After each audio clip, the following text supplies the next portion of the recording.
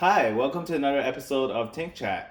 It's 2020, so what's our first topic of the new year? Well, I think the approach to this episode, at least, is aviation. We're going to talk about aviation and kind of what's happening in the world of big industry, Boeing, some of those guys Yeah, there. Boeing, But it should Airbus. be pretty exciting of a year. There's a lot of stuff happening in the 3D printing space. Lots of real applications that are coming out, and there are some stuff that came out at the end of 2019 that we really didn't talk about that we will want to kind of prime up a bit for 2020. We want to make sure and see where it develops to, and but for now, aviation. Aviation.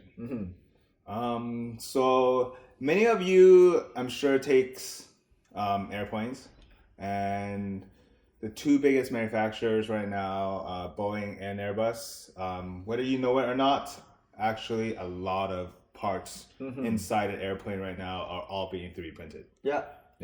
I know a while back. This is not new. This is, I would say it has been going on for maybe 10, 15 years. When the technology started rolling around, sintering technology mostly, so metal printing, those are materials. How would for the audience that don't know what sintering printing, how does it actually work? Imagine a fine layer of metal powder being deposited onto a surface that they're printing onto, and then they use a laser of sorts or a source of energy that is able to melt the powder. Okay. And so they do that fine layer by layer until it's complete. So every 3D printing manufacturing technology is built upon this notion of additive manufacturing. So it's like a more advanced version of FDM, like what we use. Yeah. Close. In relative terms, yeah, it's very similar to technology. Material choices obviously expand, right? You're now dealing with things that are melting. Yeah. Instead of plastics that are being moltenized and then fused. So unless you can have enough energy source to melt these kind of exotic materials or composite materials of sorts, it's not going to react the same way as plastic. One thing, what about the I guess the structure integrity of these parts? You said it's still layer by layer going on. So does it melt each layer onto the first layer kind of thing, or is it still like, because from what it sounds like from you just describing it, still sounds like an FDM printer to me. Like, we know FDM printers has their, I guess, inherent weakness. layers. Yeah, inherent layers, and they're still susceptible to, like, breaking along the z-axis. These printed parts won't be as durable as their subtractive manufacturing parts. So CNC machined out of a single billet aluminum, these won't be 100% the strength. But they will be very strong. Imagine FDM, except the strength between the layers are they're fused. They're welded almost together. So it's like almost like one piece. Yeah. Okay. Where you will still have a little bit of inherent weakness in the z-axis, but you are still dealing with something that has been melted onto itself. Okay.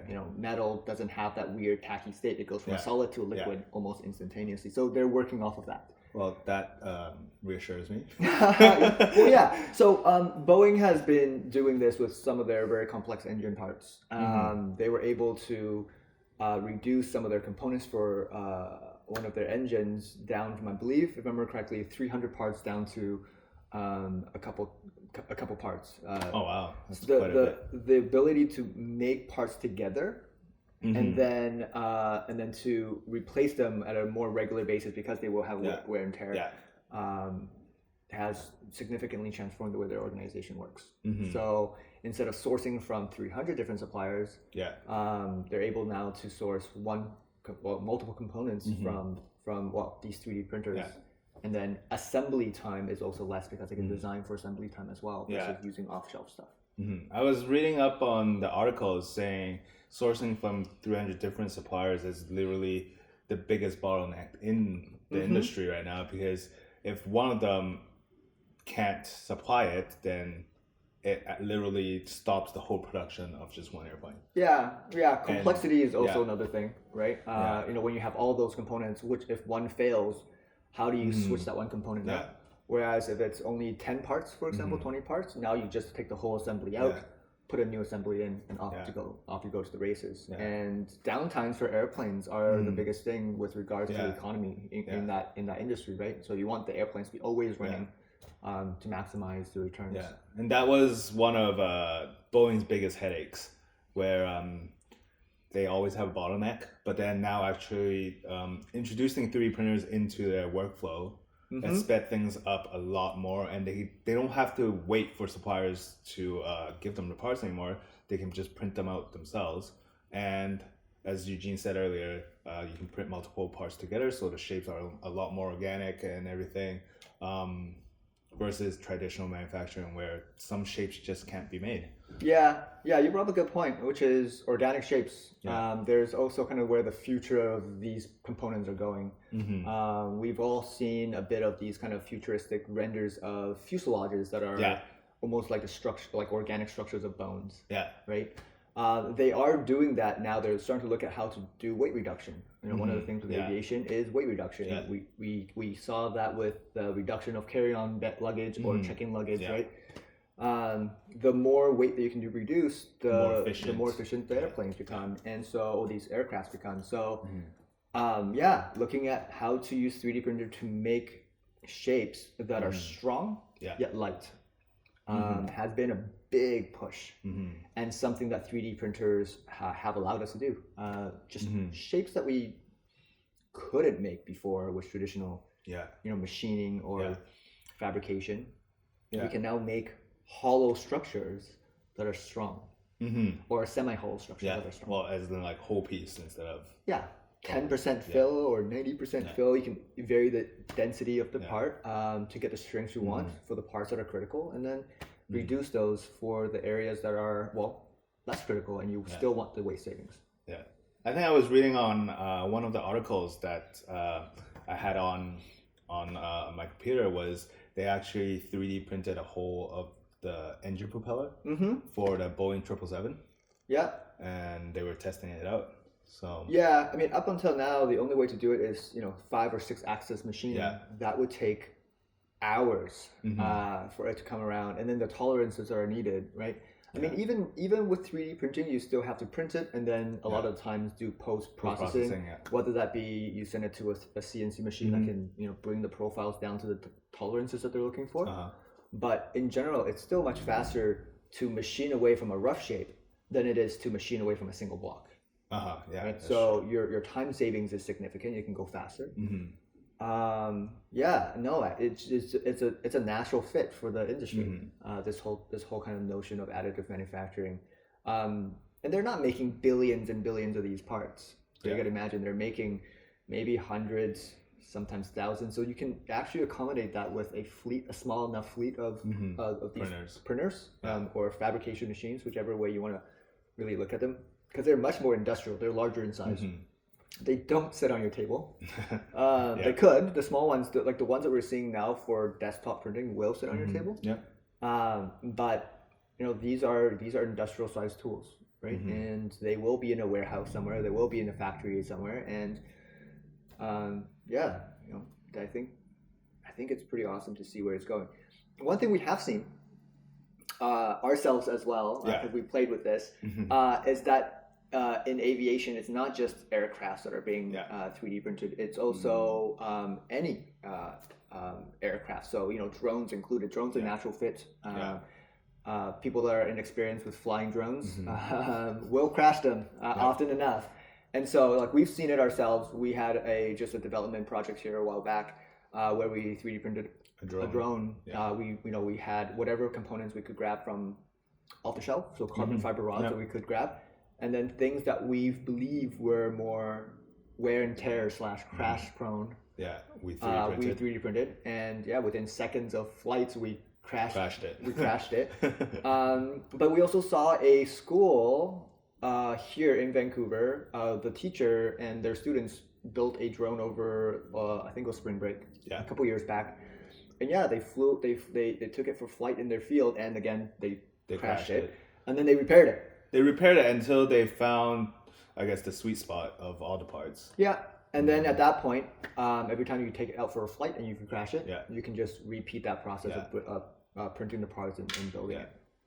Yeah, that's usually one of the things we usually say here. Don't worry, you can touch any models that you want that we 3D printed. If you break it, we just print it again. Yeah. There's also the whole entire notion. Also, if students wants to, or anyone wants to actually improve any component, right?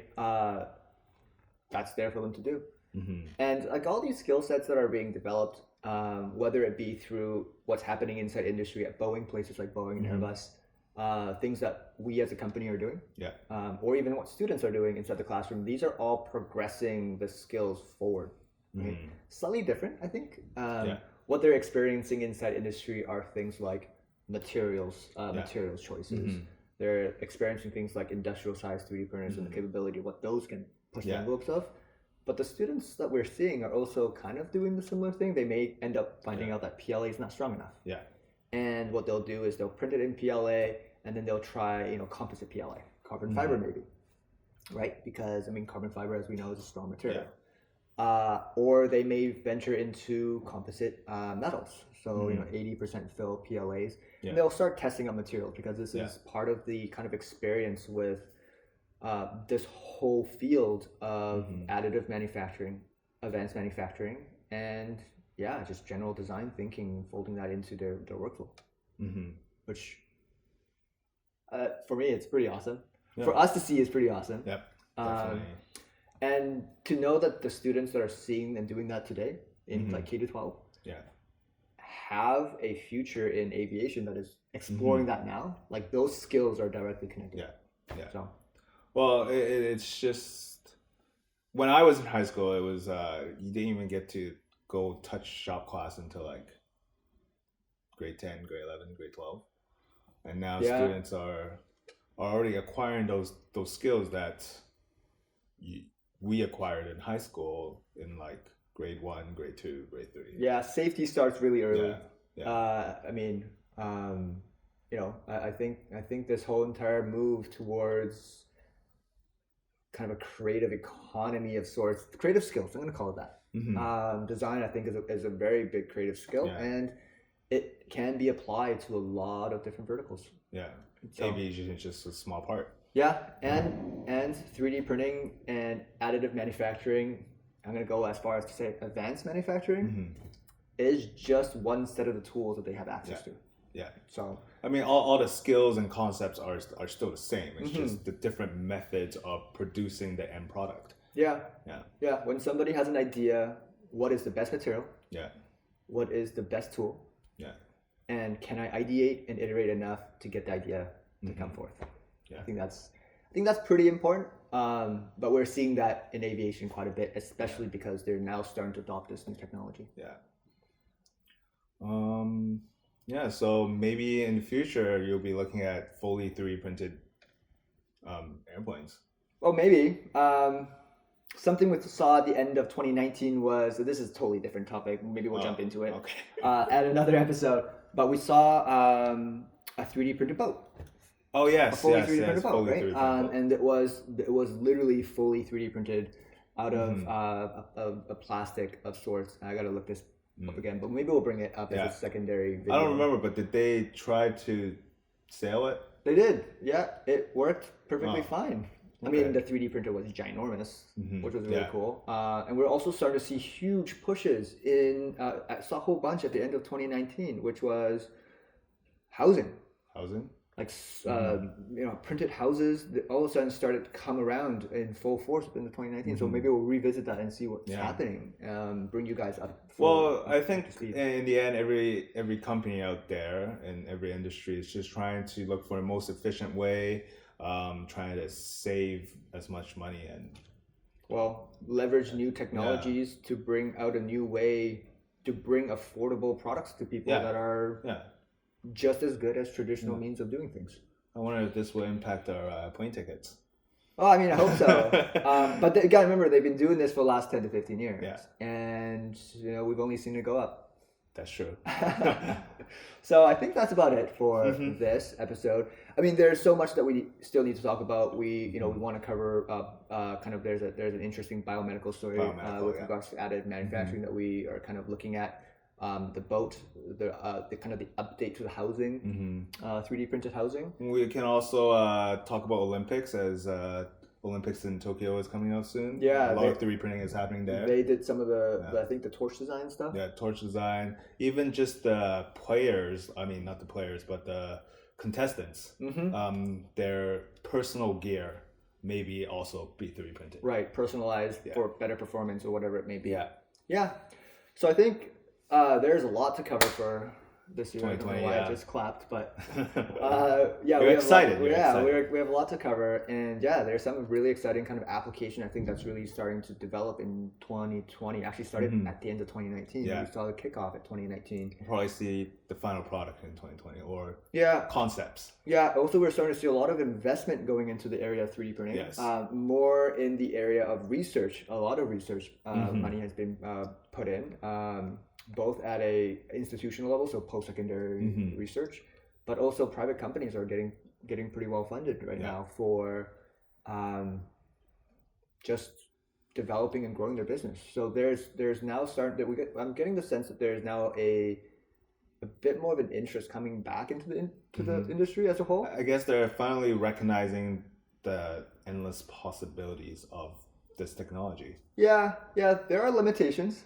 Yeah, well, there are always limitations. There's limitations, but a lot of them are, I would say, not as much as previous technology. Like this one's a lot more it opens up flexible. It opens up a lot. Yeah. One thing we are sure though, I mean, additive manufacturing, 3D printing, whichever word you want to use, that's here today, right? And students getting ready for that, like that's going to be a must.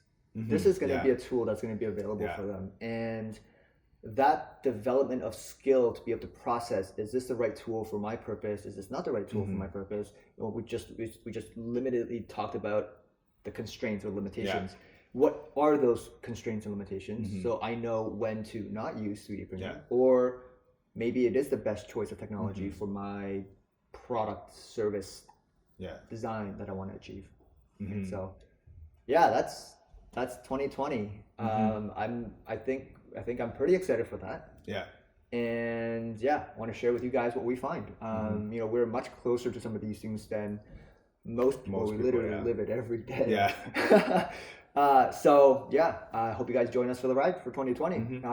We're looking forward to making more of these TinkChats with you guys. Yeah. Well, so that's the end of our episode. Remember to subscribe in the red button below. Bell button. And also press the bell button so you get notifications from our YouTube channel. And also our podcasts are also on Spotify and Anchor. So feel free to also listen in on those. Also, if you have any topics or any questions, feel free to comment in the section below, and we'll try to address it in the next episode. Yeah, I think the last thing, I think in 2020 we said we were going to try and do some collaboration with some people, or at least invite industry experts onto the show. Just have a nice conversation so that it's, it goes beyond what we see, but it goes into the hands of people that are in the field, doing some of these really amazing work. And so we'll try and do some of that. We'll invite them on here somehow, whether it be through Skype or whichever means. If they're physically here, we'll invite them here. Yeah. And try and wedge someone else maybe in between us or something. Yeah. But for now, that's the first episode, 2020. Yeah. Okay. Thanks for joining us. Yep. Okay. Goodbye, guys. See ya.